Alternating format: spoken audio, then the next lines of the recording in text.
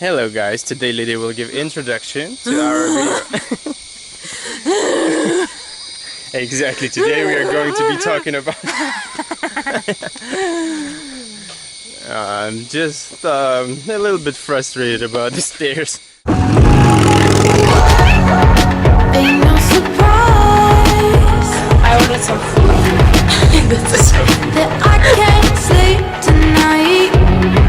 My only vibe is standing by your side. You just got zigged. If going serious now, we are going to talk about pros and cons living digital nomad lifestyle in Bali, Indonesia. Without further ado, let's get started. Let's get started. First advantage. Very vivid island. It's beautiful. It's pretty small. The radius of the island pretty small, however, it has a lot of things to offer. So you don't feel bored there. And for example, in comparison to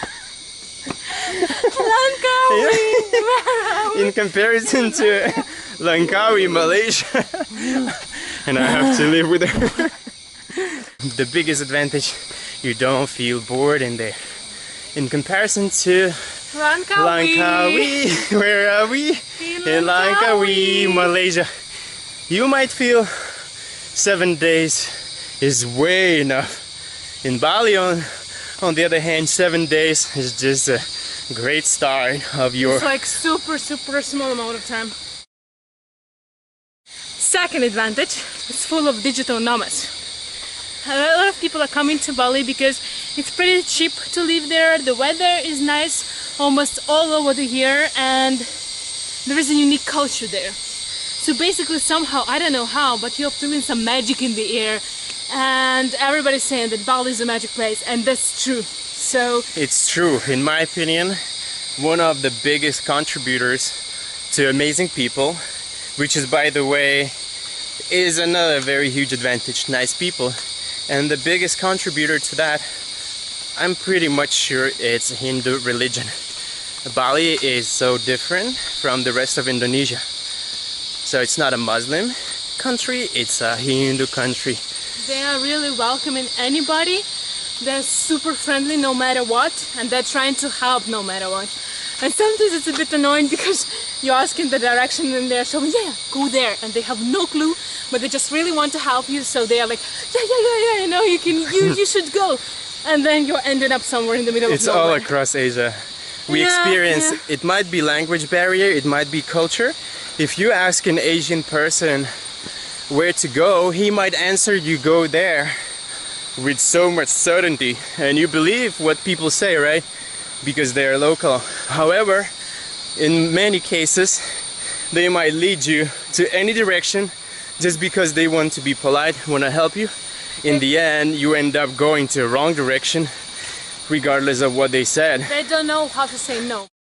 We were going, and we came right here. Super amazing. It's very cool. And we are happy пирожочки, right?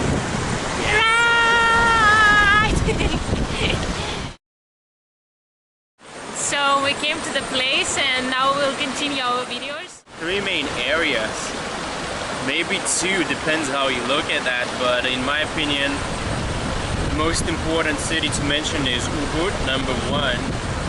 Even though it has not so many things to do, if you Google that, so there's Sacred Monkey Forest, there is mountains nearby, which is actually outside Ubud, but Ubud itself is very vivid. And you don't feel bored there. It's many cafes, lots of tourists, super duper affordable. Accommodation starts from, for a double room in a homestay, from 8 euros a night and up. That's nothing compared to Europe, where every single place you go to starts from 50 euros and up. Yeah. So it's like 5-6 times cheaper. And it's just perfect for digital nomads. The second location, the famous party place, Kuta. Yeah, so basically south of Bali. We Right? kind of liked it as well. We did our surfing classes there.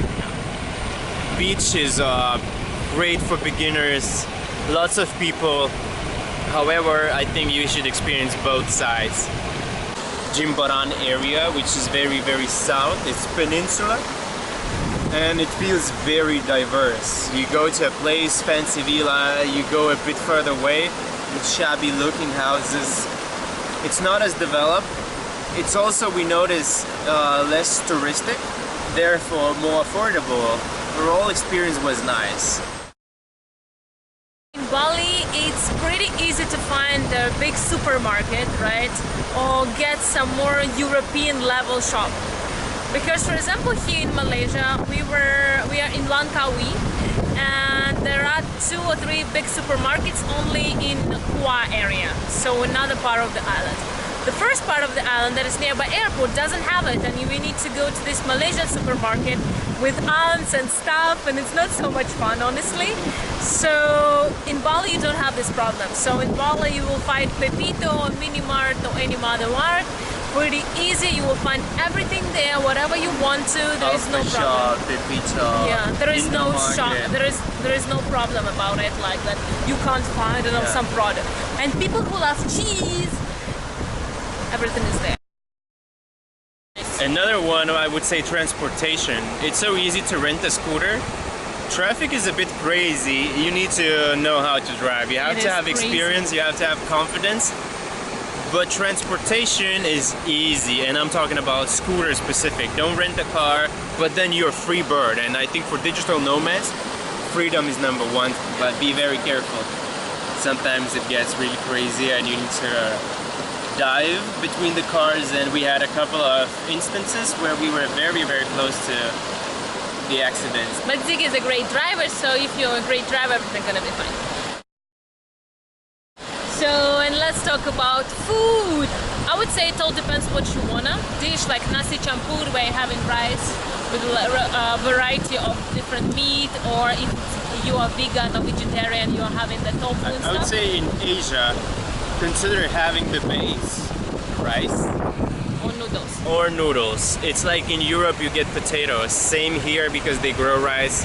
You get rice and then everything else, chicken, vegan, vegetarian, as you wish. If you wanted some fancy European thing, you will also find it there. There are a lot of fancy Instagram restaurants where you will pay more, but you will get maybe different variety of food, right?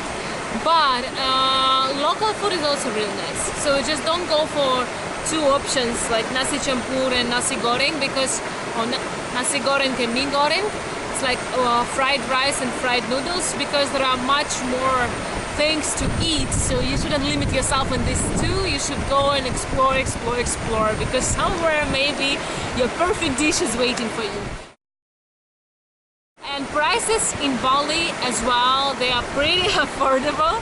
We would advise you to go to their local restaurants. Take a look at the Google reviews. Ziggy taught me this amazing trick of going to the Google reviews and taking a look at the menu, so you should do the same. If you want some special recommendation from us, just DM me. Let's talk about coffee culture in Asia, and to be more specific in Bali, Indonesia.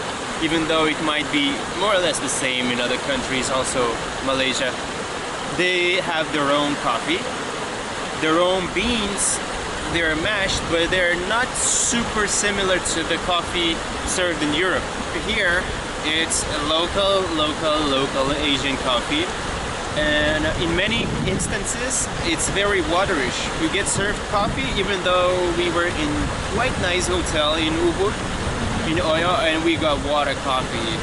So maybe it was a mistake by the employee or something like that, but it was a couple of times like this. The coffee is not so strong. And one more thing, with coffee they're all the time serving a small cookie or a small candy that we really love. Basically all the time want something sweet, right? And you don't want to buy like a cake or something. But when I would say this is overall feeling in Asia. For the price you pay, okay, in Indonesia at least, in Bali more specific, as we haven't been outside Bali. you get more than you pay for. You get more service, more hospitality than you would expect, and that's what keeps this island so amazing. And I think that's why people come back and come back again and again. Yeah. Alright, see you in the next one. Adios amigos. You just got sick.